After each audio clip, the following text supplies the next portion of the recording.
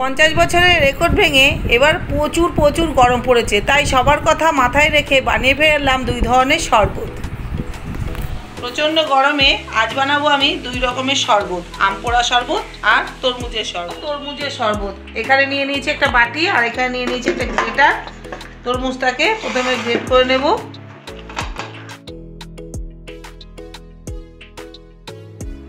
আমি তরমুজগুলো গ্রেট করে নিয়েছি। এবার নিয়ে নিয়েছি একটা ছাঁকনি আর নিয়ে নিয়েছি একটা বাটি। এবার এটাকে ছেঁকে নেব।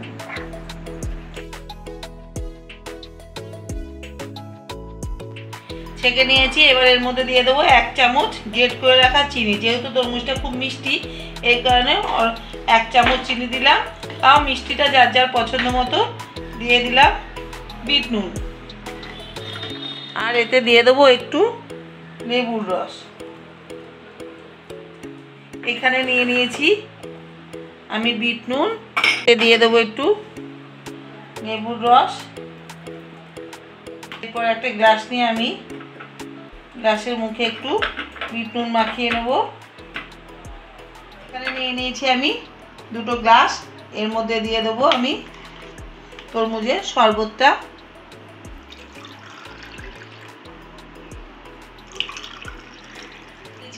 বরফের টুকরো দিয়ে দেবো।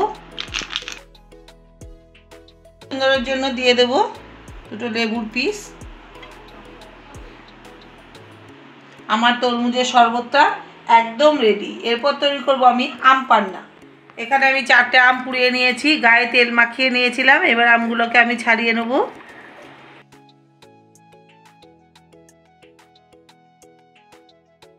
সবগুলো আম ছাড়িয়ে নেব। সবগুলো আম আমি ছাড়িয়ে নিয়েছি।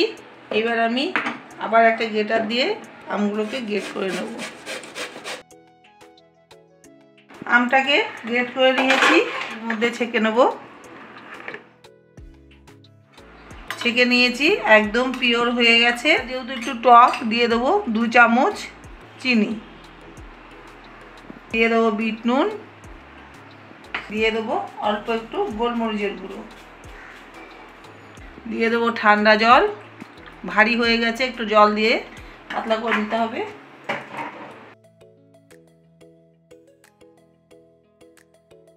খুব ভালো করে মিশাবো নুন, গোলমরিচের গুঁড়ো আর চিনিটাকে।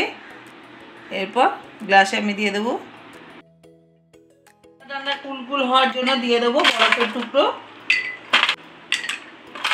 এইখানে দিয়ে দিলাম একটা লেবু। আমার আম পোড়া শরবত একদম রেডি। আজ আমি তৈরি করলাম এই গরমে 2 ধরনের শরবত, আম পোড়া শরবত আর তরমুজের শরবত। এই গরমে ঠান্ডা ঠান্ডা শরবত খেলে একদম প্রাণ জুড়িয়ে যাবে। আমার মতো করে বানিয়ে খেয়ে দেখুন, খুব ভালো লাগবে।